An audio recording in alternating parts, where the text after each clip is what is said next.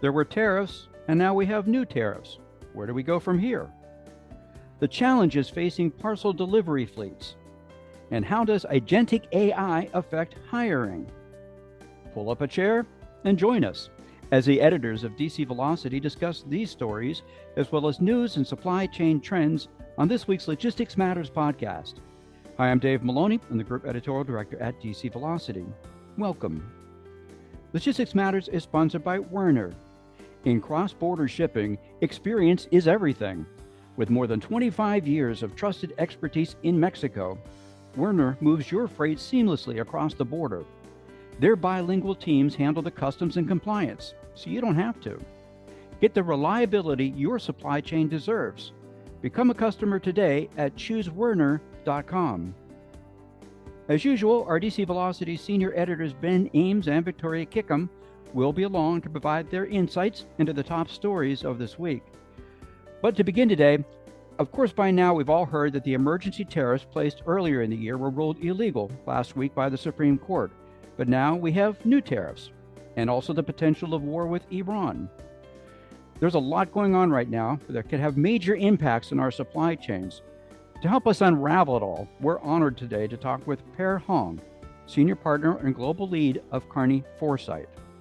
Welcome, Per. It's good to have you with us today on Logistics Matters. Pleased to join you, Dave. Thank you for having me. Our pleasure. So let's begin with the question that I posed in the introduction. Now that the Supreme Court has ruled against the tariffs declared under the emergency provisions, and with the imposition now of new 10% worldwide tariffs, where does that leave supply chains? Well, that's a great question, Dave, because the immediate instinct, is to think that this ruling somehow reduces tariff pressure because we've taken IEEPA off, but in reality, what is happening, the structure of tariff of the risk is changing.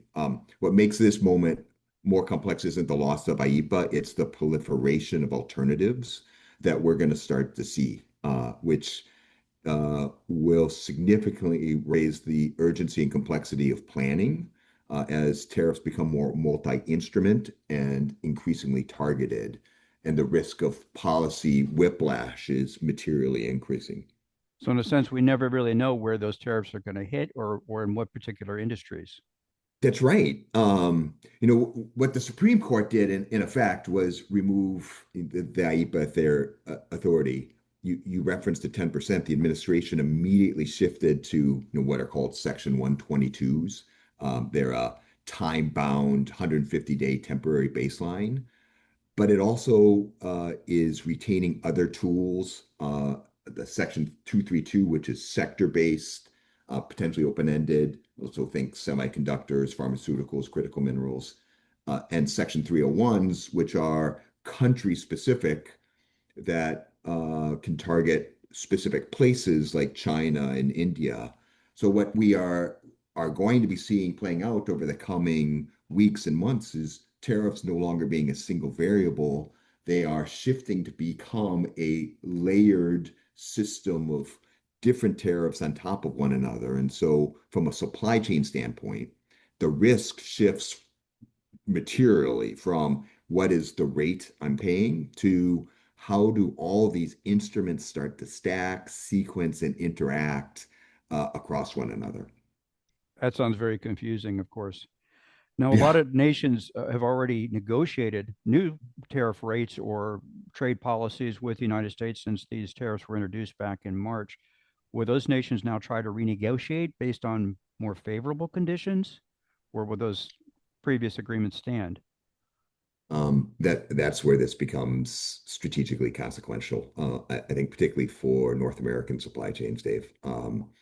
It doesn't necessarily or automatically dissolve the agreements, but it does introduce a lot of further complexity. So take UK steel, for example. The tariff treatment was partially tied to Section 232 authority, so part of that will remain intact, but other negotiated floors that were implemented on IEEPA now require and will dissolve. And that's where the complexity will enter in.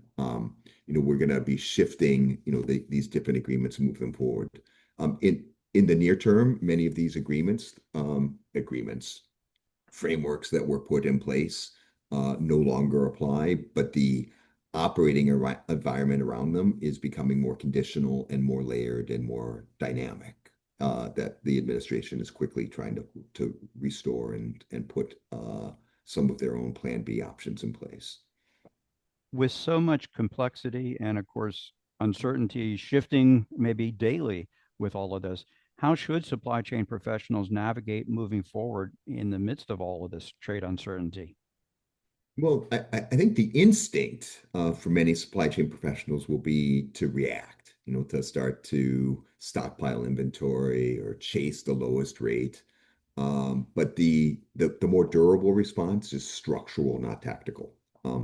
First, supply chain professionals should assume layering. We're moving into a regime where these baseline tariffs will coexist with sector and country specific actions, as I described. So that means the exposure modeling must move beyond just a single rate assumption.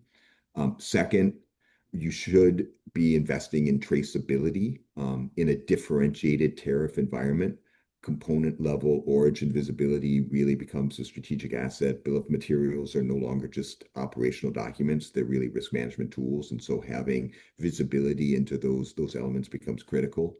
And thirdly, we need to start to build optionality because this is fluid and to be able to understand where you're going. So you may not be able to reposition or relocate production, immediately, but you can start to find new ways to address some of the final assembly or refining or shipping sort of capabilities, through different countries. So, having an ability to elevate that visibility into trade governance and manage this multi-instrument environment becomes critical. We need to redesign that for this layering dimension that's coming on top. Should companies be looking to build their inventories as they did at the end of 2024, beginning of 2025, before the tariffs were announced? I mean, is this a good strategy right now to build up those inventories before new tariffs are layered on to what may already be existing?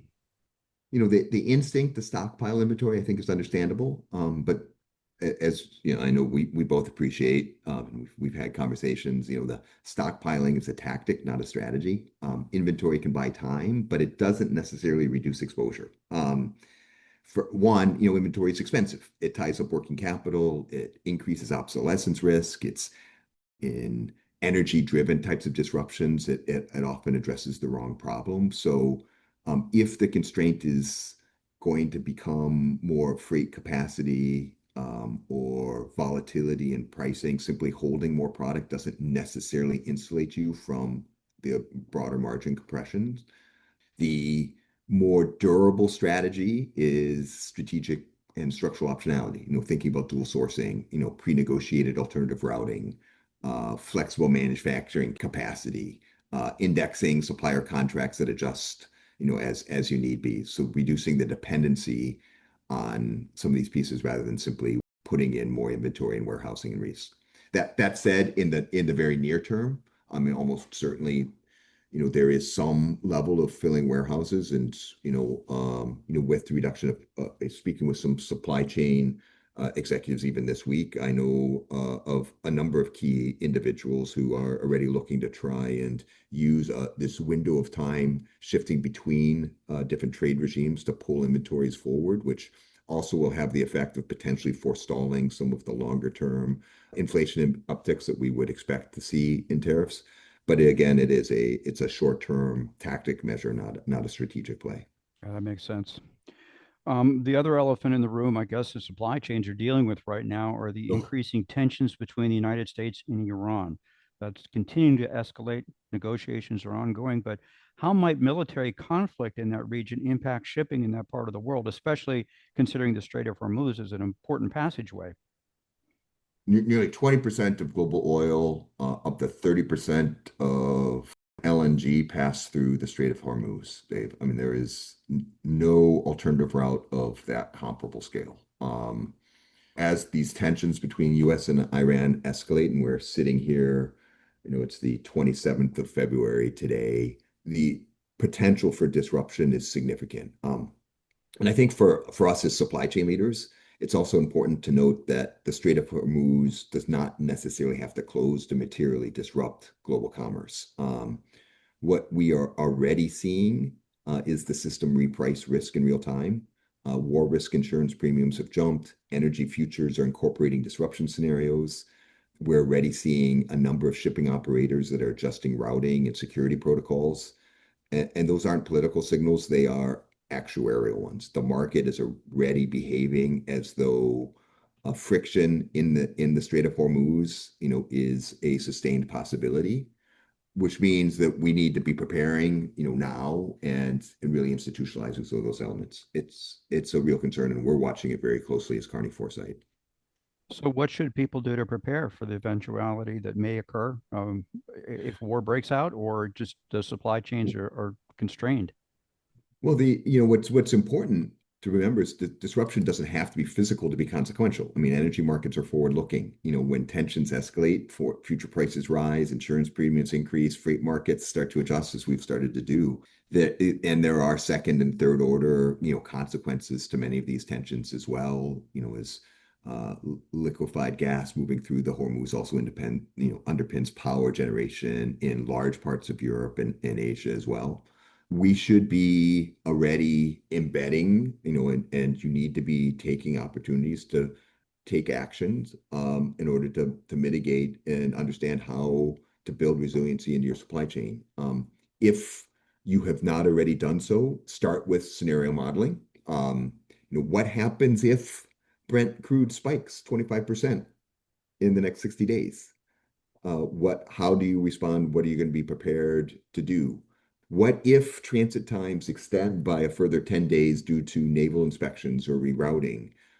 Many companies that we work with are surprised how quickly just a few of these variables start to compound.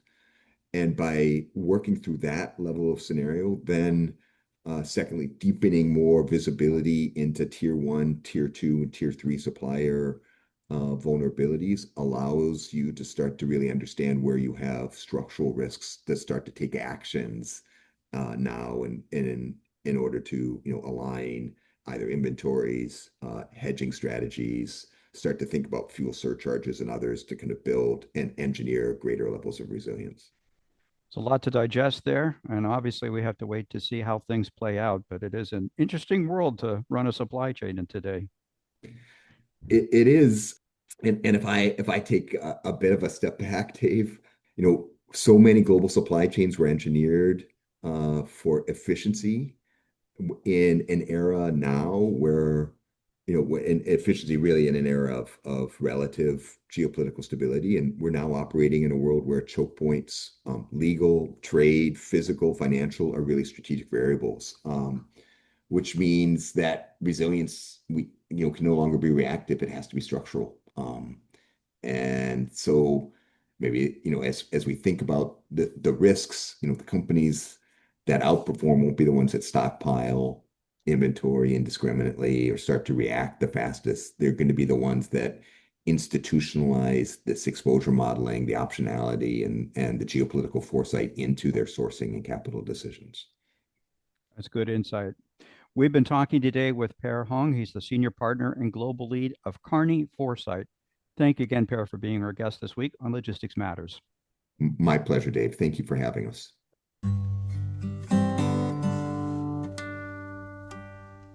Now let's take a look at some of the other supply chain news from the week. And have you ever heard of a pandemic echo? I had not either, but apparently that's what's happening right now within the parcel delivery fleet sector. But never fear, Ben is here to help us understand what it means and why it's affecting parcel. That's right. Yeah, we write a lot about the macroeconomic conditions in the freight sector and in the parcel sector. Things like a protracted freight recession that's been running for a little more than 3 years now, and things like the persistent driver shortage or high driver turnover, depending who you're talking to. But this week, we saw an industry survey that went into a little more detail specifically about operating a parcel delivery fleet, so that section of the industry. And that, as you said, it includes a combination of inflation, interest rates, and this pandemic echo, which is described as a cycle of mass fleet asset retirement. So this was a study from Geotab. They're a provider of video telematics and asset tracking technology tools. And what they mean by pandemic echo is there's a cycle where fleets are currently managing just a massive replacement of the assets they acquired during the pandemic. As we wrote about, as people remember, when we all started staying home, working from home, e-commerce boomed. When that happens, you have a lot more parcels to deliver, and a lot of these fleets very actively expanded their fleets, and it made sense. They were fully utilized at the time. Years later, not so much. So, for example, from the Geotab study, they cited the 2021 model year Ford Transit. That's you've seen them all over the roads. It's a sort of utility delivery van. It was the top acquired vehicle of its era of that type. And consequently, it became the most retired vehicle in 2025, which confirms in the study what they call a strict 4-year replacement cycle for those kind of high utilization vans that just get a whole lot of miles on them. Data also suggests from the study that a lot of fleets, likewise, are sitting on what they call idle capital. They said that vehicles, on average, are active just 186 days per year, something like half.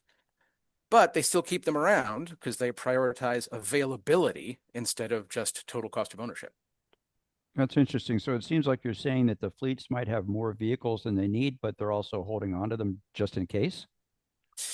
Yeah, exactly right. So Geotab said that operational efficiency remains a priority for these parcel fleets, but resilience, which is the ability to absorb market shocks without losing your momentum, has emerged really as the primary survival strategy instead of pure efficiency. So the study also shed light on what exactly they need to be resilient about. For example, overall driving safety has improved. The survey showed long-term progress in road safety across the continent, North America. Over a 5-year period, 2021 to 25, the US and Canada combined saw almost 40% reduction in collisions per million miles, which is the measurement. However, one problem there comes down to labor and training and specific drivers, because the safety risk apparently remains highly concentrated in a few bad drivers, basically. So the study said that the riskiest 10% of drivers account for about 20% of the collisions, and they're more than 7 times more likely to crash than the safest drivers. Speeding, as one specific detail, remains a critical precursor to accidents. That's not really a surprise. But what they classified as severe speeding, which is 20% above the limit, was found to trigger a 7-fold jump in collision probability within 5 seconds after that. So it's interesting getting into the details of all these vans, bringing all these parcels to all of our houses. It's still not an easy thing. It's tough out there now at this cycle of the parcel delivery sector. But Geotab said they hope that the statistics that they collected here will give some fleets important information on how to handle it. Yeah, we certainly hope so. I mean, all of us rely on those home deliveries on a regular basis, and we obviously want them to operate safely. We sure do. Yep. But if you like picking up that box on your front doorstep. Right. Thank you, Ben. Glad to. And Victoria, we keep hearing that artificial intelligence may make people more productive, but the downside of that is the companies may find they don't need as many workers now. Yeah, it looks that way, Dave, but there is some nuance to this issue. More than half, 55% of supply chain leaders expect that advancements in agentic AI systems will reduce the need to hire for entry-level positions. And 51% say the technology will drive a shift to overall workforce reductions. And this is all according to a survey from business and technology insights company Gartner, which was released this week. So as I said, this deals with agentic AI, and that's that's a term we've been hearing a lot about lately. These are technology tools that work autonomously with very limited human intervention. In logistics, companies are using these tools in a variety of ways. People are applying it to inventory management, freight classification, transportation route planning, just to give a few examples. And what they're doing is essentially automating many of those tasks or the tasks within those processes by applying agentic AI tools. In this particular report, Gartner surveyed more than 500 supply chain leaders globally, and they found that they're pretty much split, as I just said, on sort of how agentic AI will ultimately affect headcount plans. But most of them, 86%, agreed that the adoption of these agentic AI tools will require new processes for developing future talent pipelines.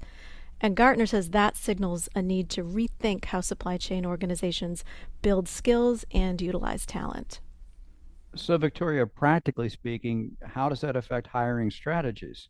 Yeah, good question. Well, Gartner said that the highest performing organizations, based on their analysis, are using AI to, and I'm quoting, reinvent how work gets done and how talent is developed. And they said they're not treating AI as a blunt instrument for headcount reduction. So that's good news. But the researchers said that the priority going forward should be redesigning roles, skills, and workforce processes so that people and machines can create value together.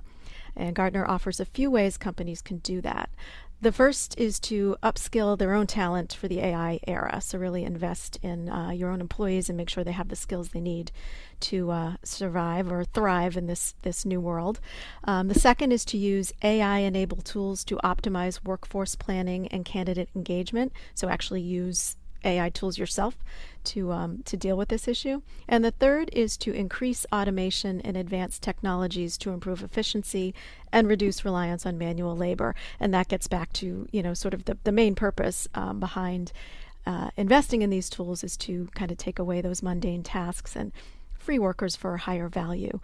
For me, the main takeaway from this report is that sort of the way entry-level roles are understood today may change, but supply chains are still going to need fresh talent. And according to this report, those people will have to be both adaptive and innovative, and they'll need the technical skills as well as the core skills required for the job. That's true, but it also makes you wonder how someone can get that experience for higher level work if they can't get hired at an entry level to learn the industry in the first place. Yeah, I think the idea is really that the roles are changing and that candidates are going to have to bring whole new skills to the market. So we'll have to see how it all plays out. So you need some sort of way of being able to train those workers for the future better than we do now. Yeah. Thanks, Victoria. You're welcome. We encourage listeners to go to dcvelocity.com for more on these and other supply chain stories. Also, check out the podcast notes section for some direct links to read more about the topics that we discussed today.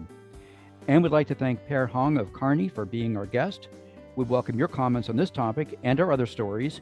You can email us at podcast@agilebme.com. We also encourage you to subscribe to Logistics Matters at your favorite podcast platform. Our new episodes are uploaded on Fridays. And a reminder, Logistics Matters is sponsored by Werner. In cross-border shipping, experience is everything. With more than 25 years of trusted expertise in Mexico, Werner moves your freight seamlessly across the border. Their bilingual teams handle the customs and compliance, so you don't have to. Get the reliability your supply chain deserves. Become a customer today at choosewerner.com. We'll be back again next week with another edition of Logistics Matters. Be sure to join us. Until then, have a great week.